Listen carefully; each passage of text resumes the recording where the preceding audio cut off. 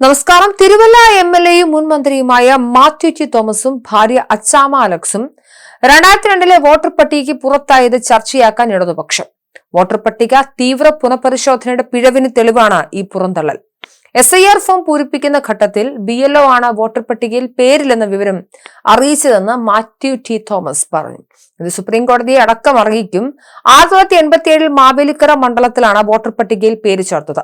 89 മുതൽ തിരുവല്ല മണ്ഡലത്തിലാണ് വോട്ട്. 2021 തിരുവല്ല മാർത്തോമ കോളേജിൽ വോട്ടും ചെയ്തു.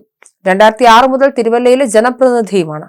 2002 തിരിച്ചറിയൽ കാർഡും ID നമ്പറും കൈവശമുണ്ടെന്നും മാത്യു ടി തോമസ് പറഞ്ഞു.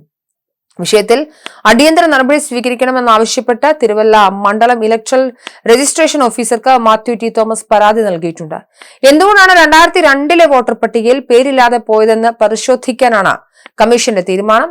ഇനിയും മാത്യു ടി തോമസിന് പട്ടികയിൽ പുതിയതായി പേര് ചേർക്കാൻ കഴിയും. അത് ചെയ്തില്ലെങ്കിൽ അടുത്ത നിയമസഭാ തെരഞ്ഞെടുപ്പിൽ പോലും മത്സരിക്കാൻ കഴിയാതെയും വരും. 2002 വോട്ടർ പട്ടിക അടിസ്ഥാനത്തിലാണ് SIR നടപ്പിലാക്കുന്നത്. SIR ഫോം പൂരിപ്പിക്കുന്ന ഘട്ടത്തിലാണ് വിഷയം ശ്രദ്ധയിൽപ്പെട്ടതെന്നും 1984 മുതൽ കഴിഞ്ഞ തെരഞ്ഞെടുപ്പ് വരെയും താനും ഭാര്യയും വോട്ട് ചെയ്തിരുന്നതായും മാത്യു ടി തോമസ് പറയുന്നുണ്ട്. 2002 തന്റെയും ഭാര്യയുടെയും തിരിച്ചറിയൽ കാർഡുകൾ കൈവശമുണ്ട്. സാങ്കേതികമായി പേര് ഉൾപ്പെടുത്താൻ കഴിയുന്നില്ല എന്ന വിവരമാണ് ബന്ധപ്പെട്ട ഉദ്യോഗസ്ഥർ അറിയിച്ചതെന്നും മാത്യു ടി തോമസ് പറഞ്ഞു. അതുകൊണ്ട് തന്നെ ഇനി SIR-ന് ശേഷം പുതിയതായി വോട്ട് ചേർക്കേണ്ടി വരും. ഈ വിഷയം CPM വ്യാപക ചർച്ചയാക്കും. ഇത് ഞെട്ടലുണ്ടാക്കി. 6 തവണ നിയമസഭയിലേക്ക് മത്സരിക്കുകയും 5 തവണ MLA ആവുകയും 1 തവണ പാർലമെന്റിലേക്ക് മത്സരിക്കുകയും ചെയ്ത രാഷ്ട്രീയ പശ്ചാത്തലമുള്ള വ്യക്തിയാണ് താൻ.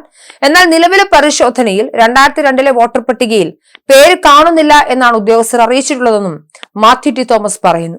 വികലമായ SIR നടപടികളും ജനങ്ങളിൽ വലിയ വിഭാഗത്തിന് വോട്ടവകാശം നിഷേധിക്കുന്നതും തെരഞ്ഞെടുപ്പ് കമ്മീഷൻ അവസാനിപ്പിക്കണമെന്ന് CPM പോളിറ്റ് ബ്യൂറോ ആവശ്യപ്പെട്ടിട്ടുണ്ട്.